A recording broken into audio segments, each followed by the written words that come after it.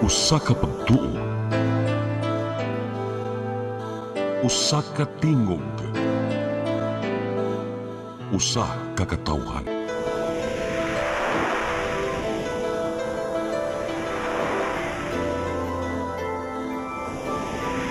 Cebu Catholic Television Network.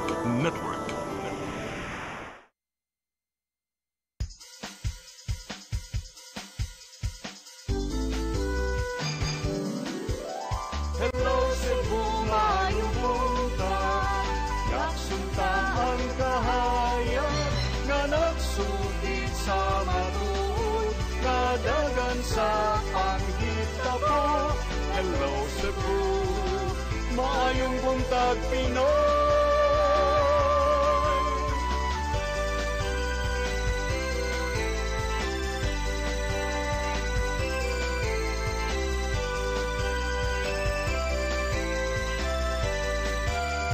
Ang katutulungan sa mga katawhan.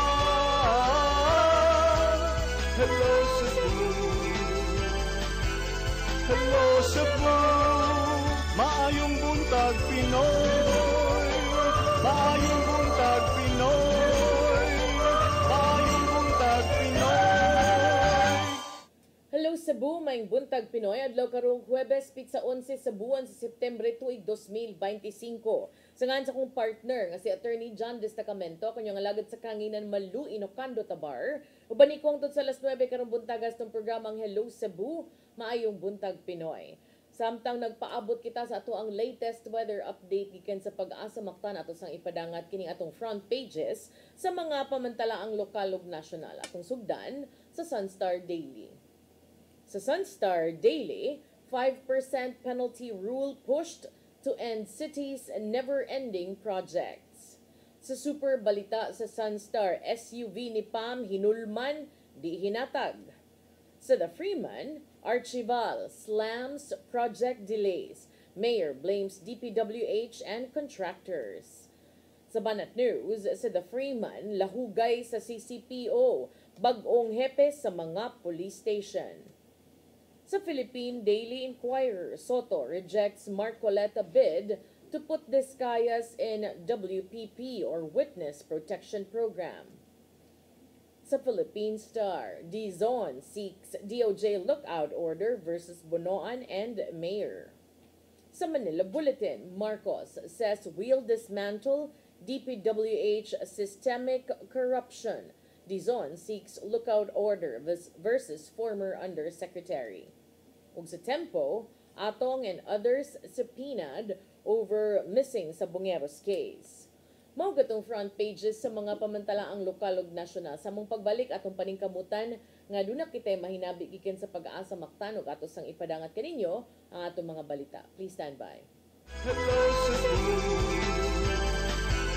hello Cebu, maayong buntag Pinoy, maayong buntag Pinoy, maayong buntag Pinoy. Discover the beauty of the Philippines.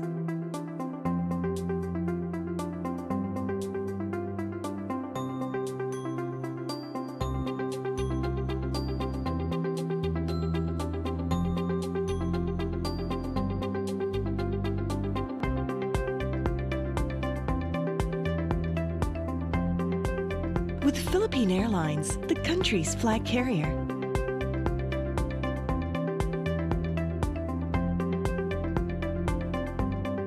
The airline that lets you feel the warmth of the nation.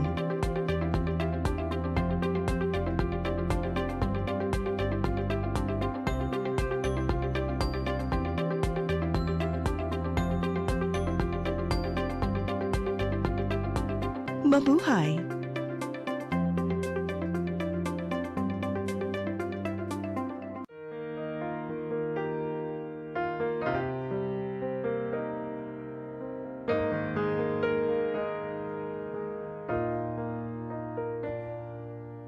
Heal me, O Lord, and I will be healed.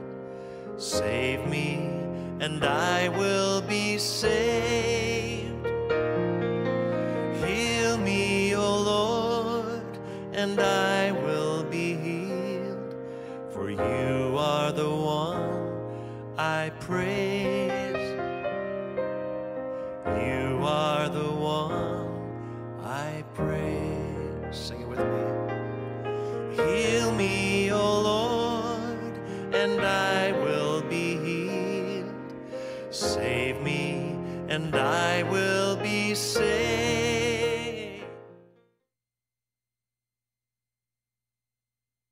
Hello Cebu, hello Cebu, maayong buntag Pinoy, maayong buntag Pinoy, maayong buntag Pinoy. Balik sa Hello Cebu, may buntag Pinoy. Sa di pa ang atong mga balita to sa dawaton atong latest weather update gikan sa Pag-asa Mactan, Miss Janina Marte, maayong buntag. Mayong buntag, ma'am. O sa atong mga sakinti paminaw matong latest weather update. Ang atong ginamonitor na low pressure area sulod sa atong Philippine Area of Responsibility gahapon kay natunaw na o nalusaw gani ng kadlawon. Samtang kining easterly so init na hangin gikan sa dagat Pasipiko ang padayon nakapektar dinha sa may Luzon, lakip na dinhi sa Visayas. Ug tungod niini para naman sa atong weather condition dinhi sa Kabisayaan, padayon gihapon kitang makasinati sa generally fair weather nga naalay chance sa mga patak-patak ng pagulan pagpanugdog kilat. Wa pud kitay active na gale warning maong tibok Visayas kay padayon makasinati sa hinay ngadto na sa kasarangan na pagguro sa hangin na magumikan sa amihan ng silangan ngadto na sa silangan di eto kadagatan magpabiling malinawon ngadto na sa kasarangan ng mga pagbalod. Dinhi sa Sugbo tong kadagatan kay nihunas ganin ng alas 7:02 sa buntag motaob kini unya sa 1:20 sa hapon. Temperatura nato for the next 24 hours magduwa kini sa 26 ngadto na sa 32 degrees sentigrado ug ang atong haring adlaw kay musalop unyang alas 5:47 sa hapon. Philippine Standard Time kay alas 8:16 na ug matong latest weather update gikan diri sa buhatan sa DOST Pag-asa Mactan kini si Janina Marte. Mayong buntag ug daghang salamat. Daghang salamat Miss Janina Marte ug mayong buntag yung tanan din sa Pag-asa Mactan. Karon arita sa ato ang mga balita. Nagunas tong mga balita karong buntaga, mga infrastructure project sa probinsya sa Sugbo nga adunay kakulian mahimong ipahunong ni Gobernador Pamela Baricuatro. Sa kasamtangan mahimong makapadayon ang 77 ka mga proyekto sa kalungsuran humang gipaubos sa makuting review. Ang kasayuran ihatod ni Gia Navarro. Gihimog ata ni Gobernador Pamela Baricuatro nga legal ang gihimong pagpasuspenso sa mga infrastructure projects sa probinsya sa Sugbo. Gisunod din niya ang General Welfare Clause gikan sa Local Government Code diin mahimong ipahunong o di ba ka undangon ang maong mga proyekto. Kana kung adunay mga kakuliang gihimo gikan sa pagproseso sa mga papeles hangtod sa risgo nga dala nini ngadto sa mga nanimuyo. Kani sila manggod ang kani mga projects nato if it's really if the action is necessary para to promote, protect common good o public welfare, ang governors has the authority to stop projects. It also says nga ang mga governors can stop projects if it poses an immediate threat to the people and to the workers. Sa minabay nga semana miluwat og mando si Baricuatro sa pagpahunong una sa mga proyekto aron ni paubos sa makuti nga review. Ana pa sa 77 ka mga infrastructure projects ang mahimo nang makabadayon gikan sa kapin 150 niini. So far kana atong natanawa na pwede na natong ipa-kuan resume no. The rest nagsige ongoing man ta. Gari nako si ato naman tong sa atong bulkwater regarding sa St. Gerard. Actually, joint venture na siya with SBK, no? SBK. Ang nimong assessment ni Baricuatro human personal niyang gisusi ang mga infrastructure projects nga gihimo sa probinsya ug DPWH. Usa na ninimo ang bulk water system project sa lungsod sa Alegria diin posible makamugna og kakuyaw ngadto sa mga residente tungod sa kagamay sa agianan sa tubig ug delikado ang yang dalan. Samtang gisubay nila ang flood control project gikan sa DPWH sa lungsod sa Malabuyok. Nasuta nga numero 1 ang Malabuyok sa mga dapit sa Sugbo nga dunay dakong pondo gikan sa national government nga mokabat sa 3.3 billion pesos alang sa flood control. Nakadawat tinuon sila og mga report gikan sa managlaing LGUs bahin sa kasamtangang infra projects gikan sa DPWH nga magamit usab silang pagsukit-sukit. Mao makikita sila sa mga katagkuan sa DPWH sa rehiyon, posible sunod semana aron subayon ang status tiini. No stone should be left unturned, no? We have to look into whatever projects nga naadri nga naay discrepancy and controversy, it has to be told, and you will be the first one to know. And in fact, if you know, one of my first executive order is the freedom of information. So we owe it to you. Tanan, kabahin lang sa gipatuman nga Project Monitoring Council sa Kapitolyo. Ado na sila'y katungod sa pagsukit-sukit sa mga proyekto, gikan man sa lokal, national o di ba ka international nga gihimo dinhi sa Sugbo. Para i-activate gud ni siya to make sure that all projects, including this flood control, maapin na gud ni siya sa investigation. Ang mo submit po og report will be that committee to the office of the governor, and then whatever further steps then na sa discretion sa governor. CCTN News. Sa laing bahin, Cebu City Mayor Nestor Archival na madlong sa mga sakop sa Department of Public Works and Highways ug Department of Engineering and Public Works tungod sa langan nga paghuman sa mga proyekto. Timeline sa infrastructure projects gustong pamuban aron di mahasol ang mga pasahero. Si Gia Navarro mo balik sa report. Gibadlong ni Mayor Nestor Archival ang Department of Public Works and Highways o Department of Engineering and Public Works tungod sa gingong kalangay sa mga gipanghimong infrastructure projects sa syudad sa Sugbo. Gituki sa ilang meeting karong adlaw sa Cebu City Hall. Ang mga proyektong wala pa nahuman bisan og dugay nang nasugdan. Pipila sa mga kakuliang nasugatan sa ubang infrastructure projects mao ang kapakyasan sa soil testing nga niresulta sa kalisod alang sa mga motoristang mang-agi. Sama lang sa halos way kahumanang road project sa Dan M. Velez. Ingon man ang pagpaayo sa taytayan sa Ayala Heights dito sa Barangay Sirao. Ang mga tao sa Cebu City ikapoy na sa mga project na way human-human. So dito ko sa Manila, may project din ng duha nga wala gyud human-human. Dito ko gahapon sa Tisa, kanya na nagreklamo sa kanang dito sa Pardo. So that's why ako na lang gi-request ang TIC nga ato silang usahon para ang tanan nga concerns unsay angay nilang buhaton akong istorya. Tuod dinhi mibahad si Archival ngadto sa DPWH o DEP contractors nga manubag gyud sila sa mga kapakyasang gihimo. Ang bugtong solusyon niini kinahanglang mahuman gyud ang mga nangatanggo nga infrastructure projects, road repairs o guban pa sa labing daling panahon. Kinahanglan usab paminusan ng timeline niini og sundon ang mamahimong kasabutan ubos sa himong undertaking. Akong kalingaon, ako yung siguroon kung pwede gyud na ako mahimo sa akong kaya nga dili grabe ang disturbance sa mga tao. Especially karon ang nahitabo sa Imbeles, nahitabo dito sa Santa Teresita, nahitabo sa Banilan. So para nako ang mga contractor nga naghimo ni ani, wala dili kayo sila focus ba sa ilang gitrabaho. Ian Navarro, CCTN News. Sa dugang balita, kanhi Gobernador Gwendolyn Garcia miklaro nga responsibilidad na sa syudad sa Mandaue ang pagdumala sa dulaan 400 nga NFA rice nga wamahalin ubos sa Sugbo Merkado Barato Program. Ang programa gilusad ni adtong tuig 2023 sa administrasyon ni Garcia. Ang kasayuran ihatod ni Mary Rose Sagarino. Gipasabot ni kanhi Gobernador Gwendolyn Garcia nga ang pagbaligya sa 20 pesos matag kilo nga bugas ubos sa Sugbo Merkado Barato Program usa ka inisyatibo sa probinsya nga gipatuman sa tanang local government units lakip na ang syudad sa Mandaue. Matod sa gobernador nga ang programa gipatuman sa pagpakigalayon sa mga municipal ug city treasurer ug city social welfare offices sa matag LGU. Ang treasurer's office nato mo say nakikoordinate sa treasurer's office sa kada LGU. Kung wa na nila gibaligya and also with the municipal or city social welfare office. As you could see, ang uban nga mga LGUs paspas ang baligya. And kapila pa ng tuyo. Mato ni Garcia nga responsibilidad sa Mandaue ang pagdumala sa 397 kasako sa NFA rice nga wala mahalin nga kasamtangang nagpondo sa bodega sa Barangay Tawason.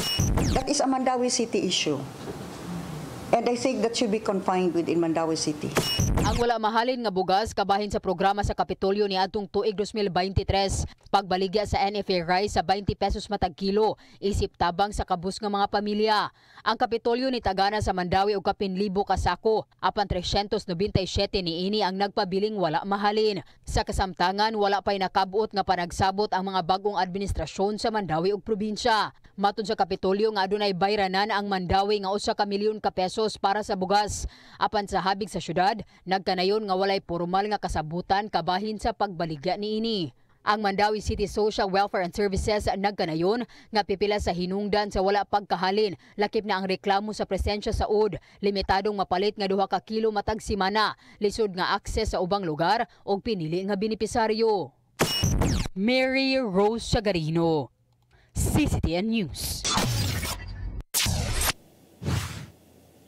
Samtang sa dugang balita, 53 anyos nga lalaki na dasmagan samtang naglakaw sa kadalanan sa barangay Look, Dakbayan sa Lapu-Lapu. Ang pamilya sa biktima desididong mopasakag kaso kung galing di mo abaga sa mga gastuhonon sa tambalanan ang suspect na usa ka senior citizen. Mga detalye sa report na Crystal Joy Pelerca. Pasado alas 7 sa buntag kagahapong adlaw, samtang nagduko nga naglakaw sa Changi Road sa Barangay Look, Lapu-Lapu City ang 53 anyos nga lalaki, kalit na lang kini nadasmagan og motorsiklo. Ang biktima mao si Joy Tumulak nga taga Purok Adelpa, Barangay Look. Samtang ang nakadasmag usa ka 66 anyos nga motorista nga taga Sitio Nangka, Barangay Gunob. Matod sa sister-in-law sa biktima nga si Ermila Tumulak, nga si Joy gikan kining naghatod sa iyang gipangkumpra sa merkado ngadto sa iyang higala. Sa dihang naglakaw na kini pabalik sa ilang panimay, didto na nahitabo ang disgrasya. Samtang ang suspect gikan usab sa barangay poblasyon ug padung na unta kining mopauli sa ilang panimay. Makita sa CCTV nga human sa panagbangga na lamba sa karsada ang 53 ug 66 anyos. Matod ni Police Captain Edsel Petesio, ang Deputy Chief sa Traffic Enforcement Unit, nga wa makabantay ang driver sa maong lalaki. So siya wala dayon kay siya ka break kay nahinay na po na siya reflexes in town kay 66 anyos na. Ang motorista nakaangkon og mga samad sa nagkadayang parte sa iyang lawas apan nakagawas ra dayon sa tambalanan. Samtang suma pa ni Ermila nga nag-brain bleed karon ang iyang brother-in-law ug naghubag ang naong tungod kay nabunal ang ulo ni ini. Nakaangkon usab kini og mga samad sa nagkadayang parte sa iyang lawas. Unang gidala sa Lapu-Lapu City Hospital si Joy human sa insidente, apan dugang ni Ermila nga ila kining gibalhin sa usa ka pribadong tambalanan sa Dakbayan alas 11 kagabi tungod kay wa gidapatan og tambal sa nahisgotang tambalanan ng ilang pasyente ug igo lang kining gibutangan og dextrose. Ikudok, walay idapat nga pawagtang sa iyang ngulngul or unsa ningon ra nga wala ra na kay mag-observer patag 3 days nga wala idapat niya ing ato nakahubag ang naong dili pud maayo oy moto ni decide mi nga maktan gud mi. Sa rekomendasyon sa doktor sa mga pribadong tambalanan, ang biktima kinahanglan untang ibutang sa intensive care unit kun ICU. Apan suma pa sa pamilya nga nagdumili sa paggasto ang nakabangga tungod kay wa usab sila ikagasto samtang sa bahin usab sa pamilya wa sila'y kapasidad. Hinungdan nga mapugos na lang sa pagpasaka og kaso ang pamilya Tumulak batok sa senior citizen nga driver. Basta ang amo alang manubag sila. Tanan. Dili kay kami nga moingon 50-50. No. Obligasyon man niya. So kung dili sila mo kuan sa inyong kuan. Mo proceed gud mi. Mapugos mi kay wala pod baya mi. Sa kasamtangan, ang pamilya sa biktima naghuwat una sa rekomendasyon sa neurologist nga kung kinahanglan kining operahan, ibalhin na lang kini nila sa Vicente Soto Memorial Medical Center. Crystal Joy Pelerca, CCTN News. Sa atong katapusang balita, kapulisan sa lungsod sa Talibon, probinsya sa Bohol nagpadayon sa CCTV backtracking aron makuha ang plate number sa puti nga van nga gisakyan matud pa niadtong mipusil patay sa managsuon nga negosyante og quarry. Ang kasayuran ihatod ni Arnold Bustamante. Wala pa'y matumbok nga persons of interest ang kapulisan sa lungsod sa Talibon sakop sa Bohol Police Provincial Office sa kasong pagpusil patay sa magsuon nga negosyante og kwari sa mga lugar neto ga Sabado sa gabi, September 6, 2025. Mato ni Police Major Romar Labasbas, ang hepe sa Talibon Municipal Police Station, nga nagpadayon pa sila sa pagsumay sa pag-backtrack sa mga kuha sa CCTV camera nga mo'y maghatag kanila og lead sa investigasyon. Ang mga saksi una nang nibutya ga upat ka mga lalaki nga armado ang mikanaog sa puti nga van nga mo'y ilang gisakyan og dayon pamusil sa mga biktima nga silang alias Jiloy, 42 anyos, ug ang manghod ini nga si Witwit, 36 anyos, sa nagbalay sa barangay Tanghaligi sa mga lungsod. Human sa gihimong krimen dali nga misibat ang mga suspitsado sa kaysa puti nga van, apan ang mga nakasaksi wala na makakita sa plate number niini tungod sa kahadlok kay ilang gibati natong tungura. Sa karon sir, wapa nato kayo ma-establish ang atong kwanter kanang possible mga suspecter kay sa karon sir, mo gid atong gitan-aw pa karon sir ang pag-backtrack para natay ma-check or asa man ta pwede makakuha og mga bisan lang pangalan sa usa sa mga suspect. Yang kunin Labasbas nga usa sa mga hagit nga ilang giatubang sa pagkakaron mao ang pagkuha sa mga CCTV footage nga palayan gihimo karon sa mga investigador tungod ni nanawagan siya sa mga residente sa mga lungsod o sa mga silingang lugar nga abagan sila ug kung dunay nakakita sa sakinan nga gigamit sa mga suspitsado mahimong i-report sa ilang police station aron sa dinilian nga kasulbaran sa kamatayon sa duha ka magsuon. Mahangyo na kung dunay mga nakakita, mga possible nga mga witnesses na nakita katong maong getaway vehicle, mamalog lang mi og mo inform sa Talibon Police Station sa ilang mga nakita ma'am. Gipasalig ni Labasbas nga luwas pa ang lungsod sa Talibon ug ilan nila ang maong insidente nga usa ka isolated nga kaso ug dili angayan nga mabalaka ang katawhan gumikan kay kontrolado ra sa kapulisan ang sitwasyon. Arnold Bustamante, CCTV. Mao katong mga balita nga nahipos ng kaubanan sa CCTN News and Public Affairs team. Inyo katong nakita kagahapon sa mga balita sa Sayri 47. Nya mo break sa ta ug sa among pagbalik among ipadangat kaninyo ang atong mga paghisgot-hisgot. Please stand by. Hello Cebu, maayong buntag Pinoy, maayong buntag Pinoy, maayong buntag Pinoy.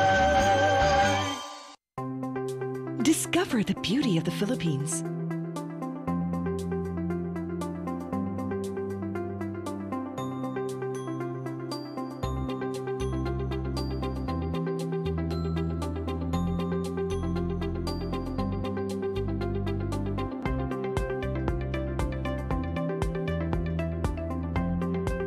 With Philippine Airlines, the country's flag carrier.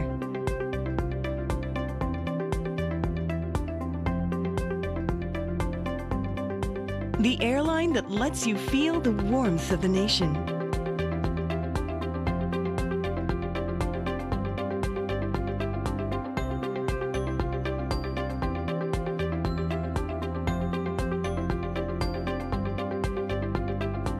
Mabuhay!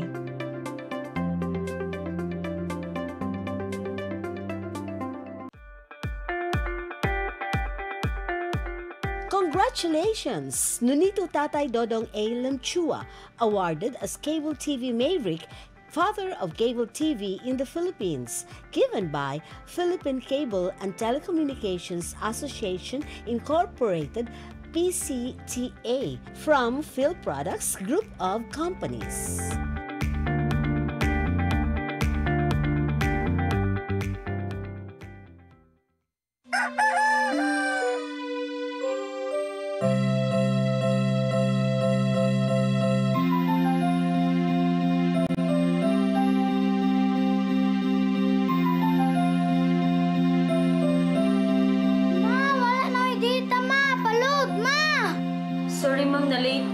Nangita pa mong gugod para internet sa kong anak, ma'am. Ay, wala na yung problema. Pag-Sinisibu! Sinisibu! Sinisibu! For your internet connection.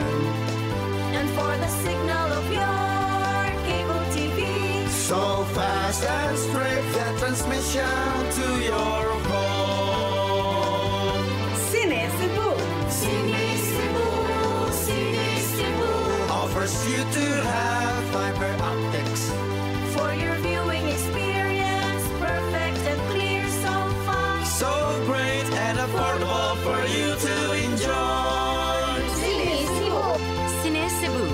Television Network Incorporated offers fiber to the home broadband internet bundled with fiber to the home cable TV connection.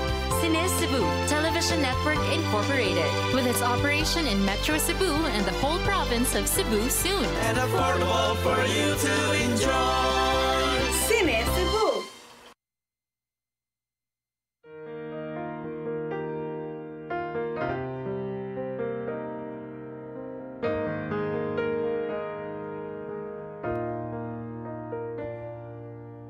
Heal me, O Lord, and I will be healed.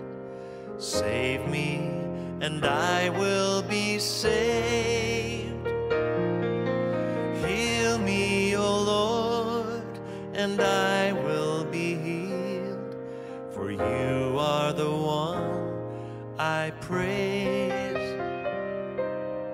You are the one I praise. Sing it with me. Heal me, O Lord, and I will be healed. Save me, and I will be saved. Hello Cebu, hello Cebu, maayong buntag Pinoy, maayong buntag Pinoy, maayong buntag Pinoy.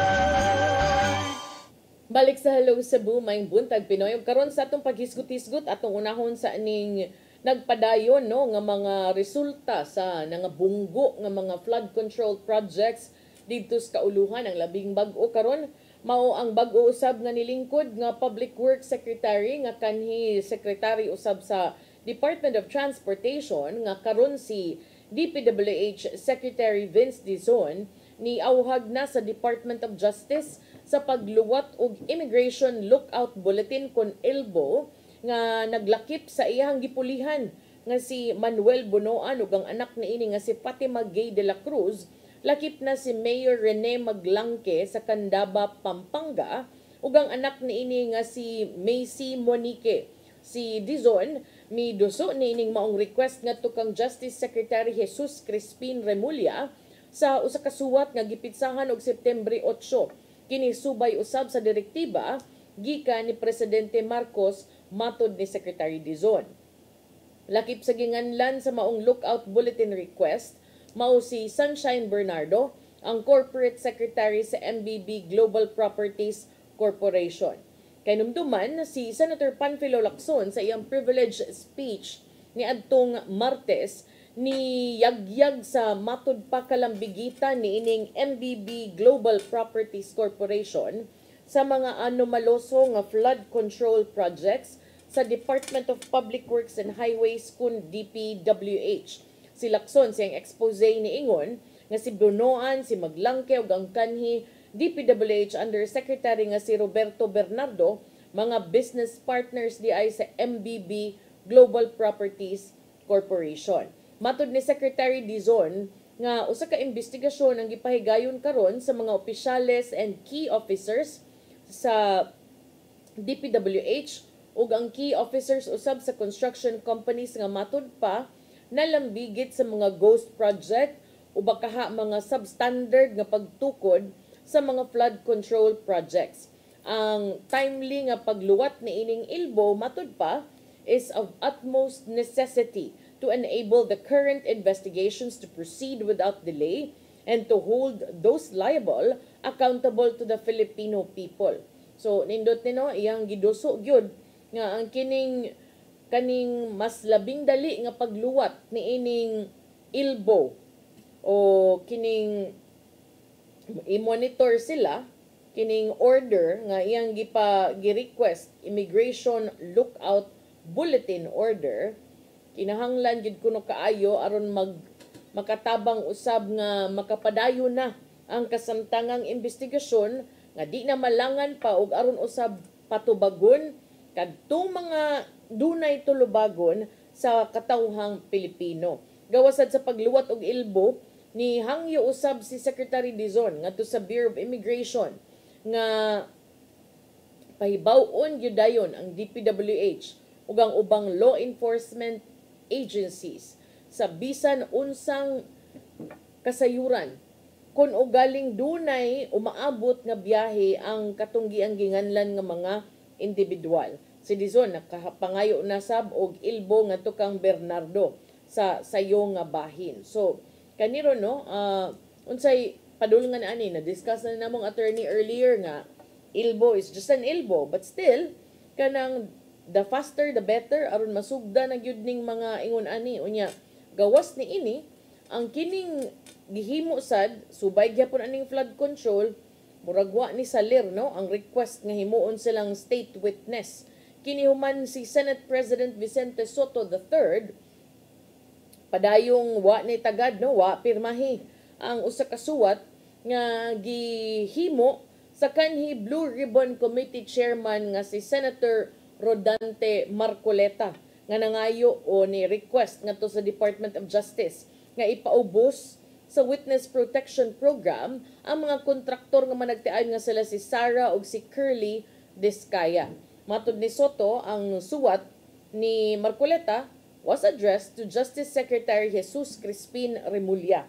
Ang mga managtiayon nga Discaya base sa suwat nga ni Marcoleta nga gipitsahag Setyembre 8, siya mi suwat nga ang mga magtiayong Discaya, mga tag-iya sa St. Gerard Construction, mi testify matud pa extensively og mopadayon sa pagtestify kabahin sa mas importante pagyod og mas kining relevant nga mga kasayuran sa ilahang gipahigayon nga inquiry in aid of legislation on the Philippines underwater and the privileged speech of Senator Panfilo M. Lacson entitled Floodgates of Corruption if Required. Kini midugang nga considering the necessity of the spouses Discaya's testimony and the reported threats to their and their families' personal safety and security, the committee respectfully requests that spouses Discaya be granted protection as a witness in legislative investigation in full compliance with the requisites under the law. So, balik na sa taani sa mao man gyud ni Pirmi no unsa man gyud mahitabo kay murag kung atong basihan ang history daghan na kay nahitabo na manggawas ng mga expose na ay mga inquiry sa legislative body nya naadayoy mga kanang kulatahog maayo nga personalities pero most of the time kasagaran ang private persons may mabunog oy dili man ang katong mga those who are elected or appointed in public office nya para nako ba kanang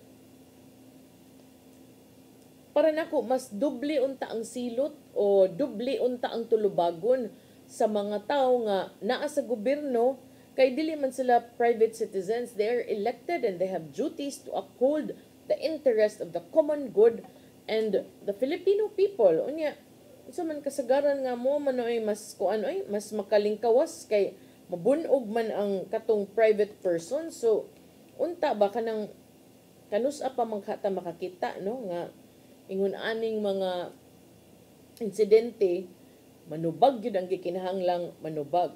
So kani ato naman ni nahisgutan before in previous instances and news reports about those wanting to be part of the witness protection program. Syempre importante nga doon na gyud kay kasayuran. Unya willing kang mo testify or andam ka nga mo testigos ngadto sa korte o kinsa ba kay mangutana in this case kanang sa Kongreso o sa Senado unya kining need approval sa ilahang legislative body no kinahanglan voluntaryo voluntary participation meaning wa ka gipugos wa ka gitiunan wa ka gi-pressure pero ang pangutana ba wa gyud ka na pressure wa gyud ka na napugos and karon na lang, 'di ba? So kinahanglan sad ang imong testimony do nagyoy igong suporta sa mga ebidensya unya kana sad nga ang imong pamilya na bakay maatubang hulga tungod sa imong i-testimony dili nga hulga gikan sa nagpugos nimong pa-testify. So kanang because of your knowledge. So kana no ubay-ubay na kuan atong tan-awon kung kaya ba maka-push ba gyud unsa sa gyud ang kanang reasons for requesting, is it valid enough? reasons for rejecting if ever? Is it also good enough? Kay lain-lain man sad ni ilang mga things that they bring to the table. So kani niingon si Marcoleta sa iyahang letter nga angay silang tagaag protection as witness kay matud pa nakadawat na sila og threat sa ilahang safety ug sa ilahang pamilya. Maong ni-request si Marcoleta as then chairman of the Senate Blue Ribbon Committee katagaan sila protection as witnesses sa ilahang legislative investigation. Si Soto nihatag og rason nganong wa siya ni pirma sa suwat, samtang si Representative Terry Ridon niingon nga ang mga diskaya dili mahimong mo qualify as state witness and posible manggay kuno matud pang mapasaka ang kasong plunder tungod kay sila lakip sa iyang gitawag og quote-unquote among the most guilty, lakip sa pinakasad-an sa multi-billion peso flood control project anomaly. Matud ni Representative Terry Ridon, as I have mentioned before, they can be charged with plunder ug ang ebidensya mismo mao ang ilang sworn affidavit diin sila mismo ni angkon sa ilang kalambigitan sa korupsyon. Samtang si DOJ Assistant Secretary Jose Dominic Clavano IV niingon nga ilaha pang gihisgutan ang offer sa managtiayong diskaya nga mahimo silang state witness. Apan matud ni Clavano nga base sa pamahayag sa mga magtiayon, it appears that from the start they have been in collusion with other contractors and politicians before the start of the projects. That way, matud pa, sila are considered co-conspirators. Samtang sa laing bahin, samtang nag-overnight stay, o magbakasyon, samtang nag-overnight stay sa PNP Custodial Center sa Campo Crame, ang gitaktak nga Public Works Assistant District Engineer nga si Bryce Hernandez, gibalhin na o niluwat na ni gawas sa kamanduan nga ibalhin siya ngadto sa Pasay City Jail diin siya magpabilin for an unspecified period human siya gicite in contempt sa Senado nga nag-imbestigar usab ni ining korupsyon sa mga flood control projects. Ang mga senador nakakabuot ni ining consensus human usab ang kanhi Blue Ribbon Committee Chair nga si Marcoleta took issue with Senate President Soto's order to have the former Public Works official moved to Camp Crame. Matud ni Soto, he had to defer the request of Speaker Martin Romualdez for a Camp Crame detention for Hernandez, supposedly due to threats to his life, human niya gilambigit usab sila si Senador Jinggoy Estrada ug Senator Joel Villanueva ngadto sa mga flood control project anomalies. Apan matud ni Marcoleta, ang Senado nga dunay kustodiya kang Hernandez whom the Blue Ribbon Committee, which he previously chaired, cited in contempt for not admitting nga nagamit siya fake IDs aron magsugal sa mga kasino. Matud ni Hernandez, matud ni nga si Hernandez ug ang uban pang mga gitumbok nga corrupt nga mga district engineer ng blunder sa ilang mga kickback sa mga kasino. Human usab sa init nga debate, tali ni Soto ug ni Marcoleta, mga senador ni suspenso sa sesyon ug nagtagbo sa caucus diin nagkasinabot sila nga i-detain lang usa si Hernandez sa usa ka detention facility duol sa Senado. So mao nay latest unsa pa kay latest unsa pa kay mugawas today no sa kining mga ingon-ani nga mga panghitabo. Samtang subay ni ini, daghan na kayong mga kanang panawagan, lifestyle check sa Cebu na apod. Well, ang Akbayan Block gusto sab nga tanang mga sakop sa Kongreso muyagyag sa ilahang mga salin. Ang Akbayan Block sa House of Representatives kagahapon ni duso nga i-release gyud unta ang tanang salin, unsa man salin, statement of assets, liabilities and net worth sa tanang mga sakop sa Kongreso taliwa ni ining kontrobersiya kabahin sa flood control projects nga nitumbok na sa pipila ka mga magbabalaod.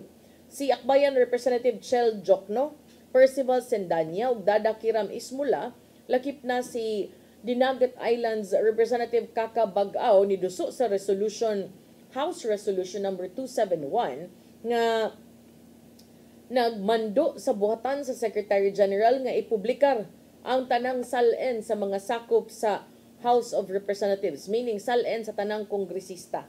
Sa ilang resolusyon, sila nitumbok nga isip mga representante sa katawhang Pilipino ang mga sakop sa Kongreso kinahanglan mo lead by example pinaagi sa pagpakita sa ilang commitment to ethical conduct and accountability. Pinaagi matud pa sa pagset sa tone for other public officials and employees. Sila si Diokno Sendanya Ismula ug Bag-aw sa sayong bahin ipakita na sa ilang mga salen aron ipakita usab nga wa sila'y conflict of interest sa nagpadayon nga investigasyon sa Kongreso kabahin ining kontrobersyal nga flood control projects. Ilasab nga gihagit ang ilang mga kauban sa Kongreso nga voluntaryo nga mubuhat sa ilahang gibuhat.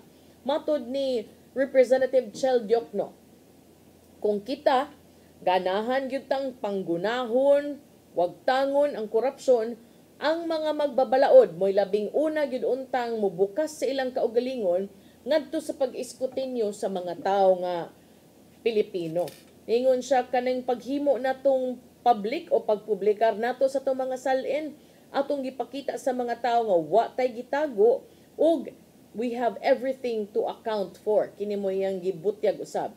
Si Diokno usab mo'y labing mo'y usa sa una nga nangutana sa House Infrastructure Committee nga karon nag-imbestigar nini mga anomaloso ug substandard ug ghost projects to compel their members to disclose whether they had business, financial, and other pecuniary interests that could affect the direction of the inquiry.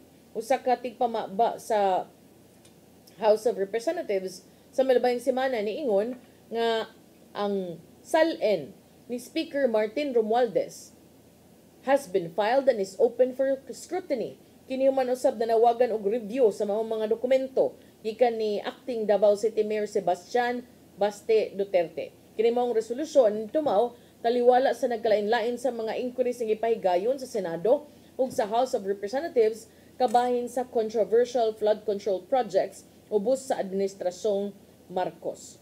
So mao nay latest ang pangutana diha manglugwa ba ka ng mga salen sa atoang mga kongresista para nako nindot raman pod. Okay raman pod kay kung wa sad kay gitago nya makatrace sad ka kung nganong naa ka anang kwartaha karon nganong unsay reason nganong naabot na nimo. Well, that's something di pud nimo angay kahadlukan kung wa sad kay binuhatan. So atong tan-awon kung mutuman ba ang uban, musuna ba ang uban ug unsa say kanang mahitabuan ni, unsa say mahitabo sa mga di magpakita ug ngano sang di magpakita. Karon gamay nilang tag-oras ato sining ilabang sa laing issue. Kinumdo mo atong ingon man gud ang uban nga sus kanang flood control atik ra na kay igo ra nang gitabunan ang sabungero issue. Wala naibag-o karon kay ang kining kabahin sa sabungero dunay bag-ong development no, dunay supina nga giluwatan ang DOJ ngadto kang atong ang ug kang Gretchen Barreto. So karon niluwat nagpamahayag ang kampo sa negosyante nga si atong ang subay sa gipagawas nga supina batok kaniya sa Department of Justice. Pinaagi siyang abogado nga si Attorney Gariel Villarreal nga mo'y ni hatag sa iyang pamahayag kagahapon niingon ang abogado ni atong ang we meet with guarded optimism regarding the formal commencement of the preliminary investigation into the case of the so-called missing sabungeros. Gidawat ko na silang kampo sa negosyante kay mauna ko niya ang kigayunan nga makatubag na gyud sila sa mga pasangil nga gibato ngadto kanila sa whistleblower nga si Julie Dondon Patidongan.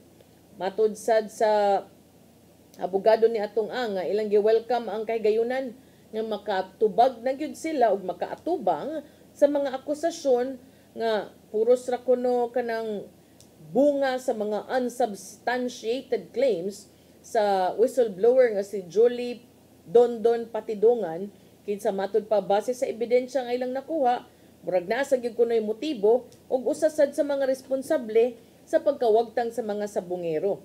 Niingon siya mga haka-haka lang kuno na ang kanang gipangbutyag sa whistleblower kay basig na kuyawan sad siya nga siya ang atubangon sa mga nag-imbestigar tungod kay doon na siya koneksyon sa wagtang nga mga sabungero. Matod sa abogado ni Atong Anga, realizing that investigators were about to pin him down, he resorted to concocting a fantastic story, putting blame on his superiors and benefactors as his easy way out of his impending imprisonment.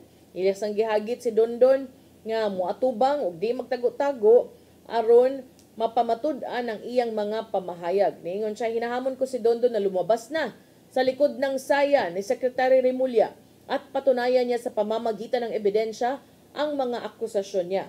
Paghandaan na rin niyang panagutan ang konsekwensya ng mga kagagawa niya. Kinimoy pamahayag ni Attorney Villarreal. Matod sa kampo ni Atong Ang, kinikuno mo'y saktong higayon para mugawas ang kamatuoran kabahin sa mga nangahanaw nga sabungero o mugawasad kung kinsa ang tinuod nga dunay sala sa maong isyu. In time, matud pa the truth about the one truly responsible for the disappearances of the missing sabungeros will be out. Sa sayong bahin, nigawas na ang pagluwat og supina sa Department of Justice batok ni Atong Ang, ni Gretchen Barreto ug sa uban pang mga individual nga gilambigit sa maong kontrobersiya apan si Gretchen wa pay giluwatang pamahayag kabahin sa pag-issue og supina ngadto kaniya. Nya wala tay oras ato ipadangat ang giandam ni Tatay Dodong ano yang pulong ug kinabuhi.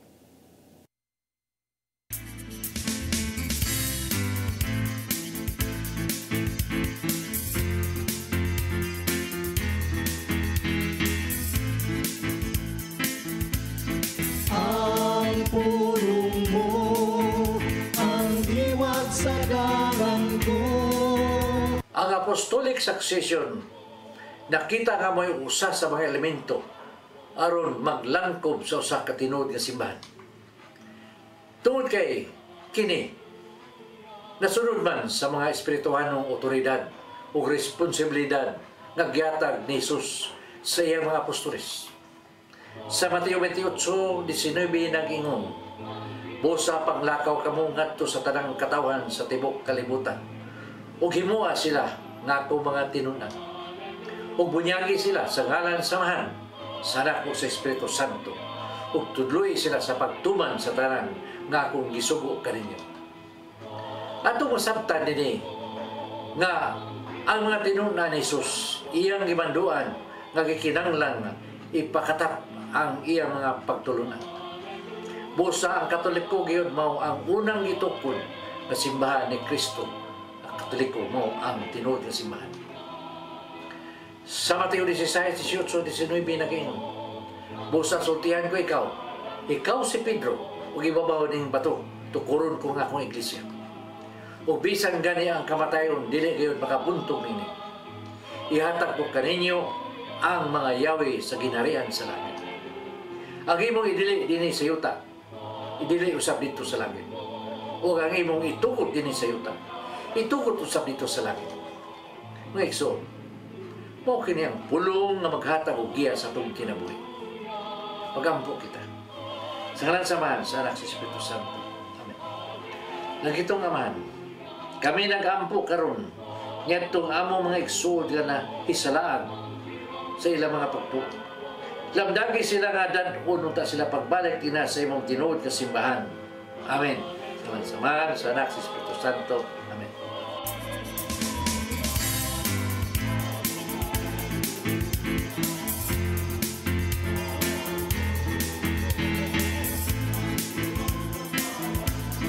Ang pulong mo ang diwag sa dalan ko. Pulong ug kinabuhi ni Tatay Dodong Limchua mo nagtapos sa atong tulumanon. Dagang salamat sa Philippine Airlines. Thank you Archbishop Jose Palma. Nanay Dayan ang Tatay Dodong Limchua. Thank you Sir Dennis Tabar. Salamat. At mga kaubanan sa TOC, Sir Robert, Miss Inday, Sir Matmat, Miss Mabel, Miss Joanne. Sa newsroom, Sir Michael, Sir Adele, Sir Raymond, og diri sa studio, si Ferdy. Salamat sa inyong pagpakig-uban sangan sa ako ang partner nga si Attorney John Destacamento. Ako inyong alagad sa kanginan Malu Inocando Tabar. Dagang salamat sa inyong pagpakig-uban ug magkita ta ninyong balik ugma sa atong programang Hello Cebu, maayong buntag Pinoy. God bless us all.